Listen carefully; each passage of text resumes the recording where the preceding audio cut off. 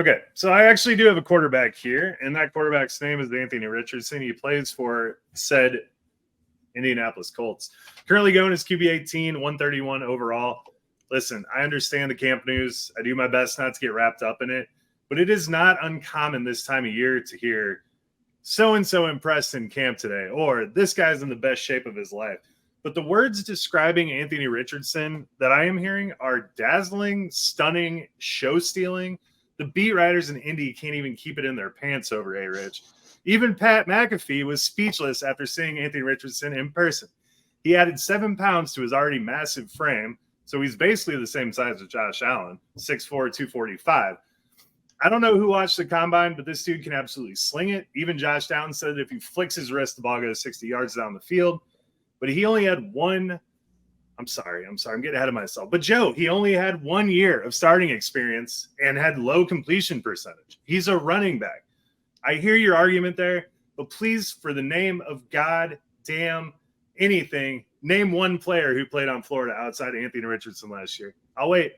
He had no help on that team. He looks awesome. He's going – shit. Probably. Can he go back to school? He needs to. Gardner Minshew and his college dumpster mattress are not keeping this kid off the field. He took every snap in camp yesterday. The day after, he had surgery on his nose to fix something. It was a septum thing. I don't know. But the day after, he was absolutely out there dropping bombs to Pittman, Ali Cox. He looks really good. Starting off, he has a floor similar to Josh Allen Fields and Jalen Hurts before he even takes a snap. I'm not saying he's going to get there, but he could easily see top 10 finish, and you could draft him as your backup. I love Anthony Richardson this year. Love the intensity, man. Dude, AR5, baby. I can't say that I 100% agree with you, and I could be wrong here.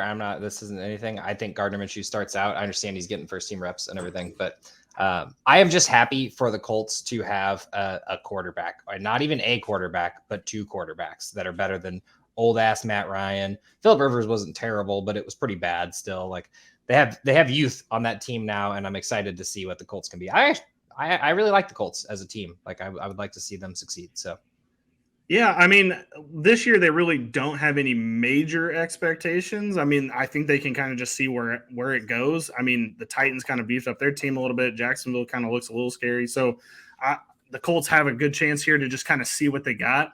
And with Shane Steichen coming in from the Eagles, he's the one that trained Jalen Hurts and molded Jalen Hurts into what he is now. And so now you've got a bigger, stronger version of that in Anthony Richardson. And let's just see how he can mold, the clay into potentially a QB1 for this team. He's way rawer than Jalen Hurts was. Jalen Hurts had 5 years of college to kind of get himself in good shape. Anthony Richardson didn't have that much time, but I think with Shane Steichen, he can be – I don't know, Joe. I think you're completely right on here. I think we're going to end up talking about Anthony Richardson as one of the steals of the draft because somebody's going to draft a quarterback that's going to get hurt. They're going to have Anthony Richardson. They're going to put him in, and he's going to win them a league.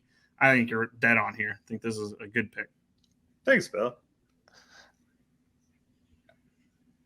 Tell me about Gardner Minshew, Josh. It's not even Gardner Minshew. I feel like we do this every year. We did this with Trey Lance. We do this with someone every year. And Trey Lance got the treatment twice in a row, which is just great. I just feel like Anthony Richardson is it's a bit early on it. Let's see what the throws look like in a real game. That's what I want to see. I mean, rookie, especially mobile quarterbacks, relatively inaccurate, not a whole lot of experience, not his fault. He's on a shitty team. But let's see what it is first. You know what I mean? Even Lamar looked like shit the first year. You know what I mean?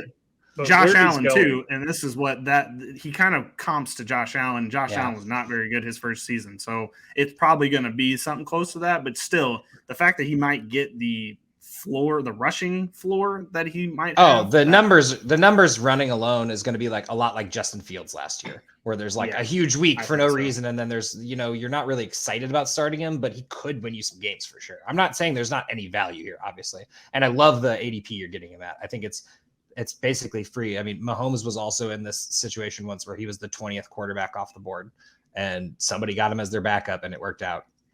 This guy. Sorry. Yeah, I just think that ADP, man. It's I love the ADP. On your bench is solid. I was just trying to bring it down. I didn't mean to play. No, I'm really excited. He's such a unicorn of a person. He literally looks like a Greek god. But I mean, I wouldn't go out and he's not my number one quarterback. You know, he's like a guy. I'm not. No, I'm talking to the possums out. I'm talking to the Paso. Like you're not taking A-Rich as your number one guy. If you do, I mean, quarterback's pretty deep this year. So pair him up with someone steady like Kirk Cousins. You could do the double dip at quarterback or something. But having him as a secondary player, if he does bust out, you've got a league winner. Yeah, no kidding.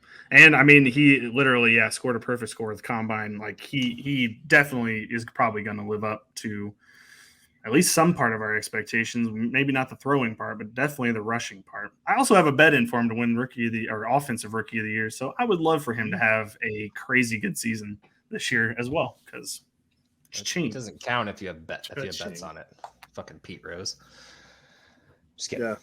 Tough break. You can't give advice anymore, Bill. Yeah, I guess not. All right.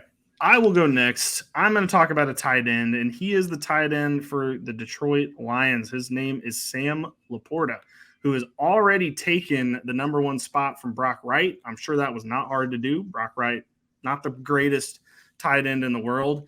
I'm going to preface all of what I'm saying right now with he is a rookie tight end, peeps. Even TJ Hawkinson, when he got into the league with the Lions, did not have a great first season. It was like 300 yards. He was fourth on the list of pass catchers.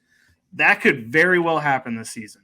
However, I think Jared Goff likes using big tight ends. And when they got rid of TJ Hawkinson last year, that was a blind spot for the Lions, in my opinion. I think they needed a guy like, they put Shane Zylstra and Brock Wright and tried to like bandage the position together. That's not going to work. It didn't work last season. So I think with Goff, he's going to go make Sam Laporta matter. So he's the tight end one in Detroit officially. Fantasy Pros, he's going off the board as the tight end 25. He's going 212 overall. So we're talking about basically free at this point. So if you want to get him as your backup tight end, I think this is a hell of a dart throw. He's going behind players like Pierre Strong. And that just seems crazy to me. This is literally the starting tight end for the Lions, who are known to make good tight ends. So the only hiccup is that he is potentially a rookie tight end. He's going to fall into the rookie tight end curse. But I just think, he's going to be behind Amon-Ra. He's going to be behind the guy that just drafted that I can't think of his name right now off the top of my head.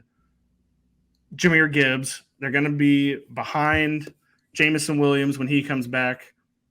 But I think, could he slot into that fourth spot? Sure. I think he's going to finish better than tight end 25.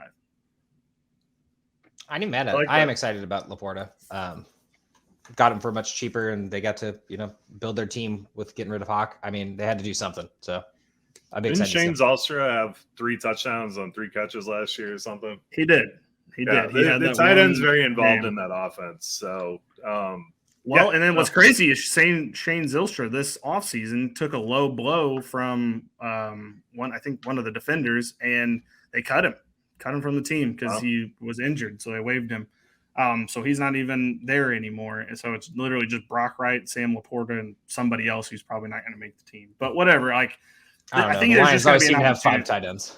It does feel like that. They're kind of like the Cowboys, but I feel like there's just going to be a chance for him to make something matter this season. More than 212 going behind Pierre Strong.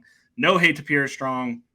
He's not going to be more important this season than Sam Laporta, in my opinion. He's a Hawkeye tight end, man. He's going to be good. He is. I mean, he comes from the Hawkeye tight end U, so I think he could come up with something. And we here, at least I here at Offensive Points, love Pierre Strong. So keep his name out of your mouth, Bill. He's 211. We'll talk about Pierre Strong in a bit when we get to breakout running backs, Joe. I know you got him written down. So I also chose tight end, and he's not a rookie tight end. I'm actually getting more and more hyped about Trey McBride this year. So the most highly touted tight end last year before the NFL draft, and there was still post-draft hype that he was going to take over Ertz's role. And everyone at this point has pre- and post-draft hype of Dalton Kincaid, which makes no sense. I'm actually thinking that those numbers are going to look similar to McBride's rookie year, but that's beside the point. McBride, obviously overshadowed by Zach Ertz, who was a top 5 tight end for his entire year during his rookie year. Did have some numbers at the back end, which actually looked pretty great. Low sample size with no quarterback, understandably so. But 1 year later, no more Zach Ertz for the foreseeable future, at least. And honestly, the Cardinals don't really have a shot at competing, but that doesn't really mean that Trey McBride can't have a good year. The Bears didn't have a chance last year, no offense, Joe. And Cole Kmet finishes a top 7 tight end. And I bet you didn't even know that because it doesn't feel like it was actually real. But I just feel like this is the diamond in the rough for this team. And without Hopkins there and whoever is at quarterback, it's going to be targeting McBride pretty quickly and often. And his current ADP is tight end 24. So you don't even have to pay anything for a potential breakout tight end, which the tight end position we all know is pretty dead. I'm not saying Trey McBride's going to go out and be tight end 1.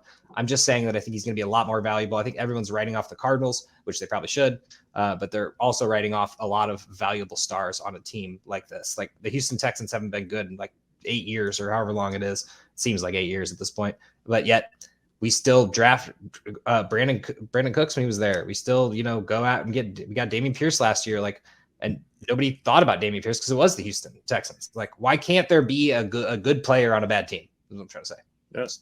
Keep your eyes time. open. I did know Cole Kmet was tight end 7 because I have him on way too many teams, but he just got You're paid. also a Bears See how fan. he looks this year. I am a Bears fan, but back to Trey McBride. I mean, Arizona, their average height on their wide receivers is probably under 6 foot. They have Michael Wilson there, who's like their only guy of size on that team. Trey McBride is going to be used at least in the end zone a lot because this team is going to have to score points. They always do. Like you brought up with Houston, they always score points. Why not Trey McBride? He looked okay the last couple games last year. He didn't seize the opportunity like we wanted him to, but he's awesome. And he's the big target. I do like Michael Wilson too, so keep an eye on him. Yeah, honestly, I like some steals on the Cardinals, just all around. Yeah, and I mean, if it's going to be Colt McCoy is the starter for the Cardinals for the first, however long, I feel like he's going to want to use the tight end. And I feel like, don't believe Ertz is going to be there the whole season. So I think Trey McBride can seize this opportunity. And I think they want to kind of see what they got with Trey McBride. They didn't really show much last year because they were trying to be a contender. Now in a rebuilding effort, the best way that you can get him involved is to just throw him the ball, see what happens. Like it's a perfect time to try that out this season because there's not a lot. You're not playing for anything. Also, their 2 starting wide receivers, other than Michael Wilson, are 5'9" and 5'7", and Trey McBride 6'4". So like someone's going to go out and get some jump balls in the end zone, or just for the first down, or just want to throw to the tall guy on the team. Like height wins. And he wasn't a scrub in college. I mean, he played at Colorado State, but I mean, even then, he still had, I think, 1,400 yards receiving, which for a tight end, I mean, it's bonkers. Like, you never see a tight end in college, especially getting over 1,000 yards, and he had way more than anybody else. Like, it doesn't happen. So he's got the receiving prowess. I just love that everyone forgot about him. Like, people don't even think about him anymore. They were all hyped about him last year, coming with 1,100 yards out of a senior year in college. And then when we get to his rookie year, he sucked. He's a bust. I just haven't heard McBride's name in any circles, which is hilarious. And seeing him at tight end 24 is just wild. Yep. You're right, Joe. Post-type sleeper. Yep. Yes. I think people are just really having a hard time with the quarterback situation. And honestly, I struggle with that too. But they are going to score points.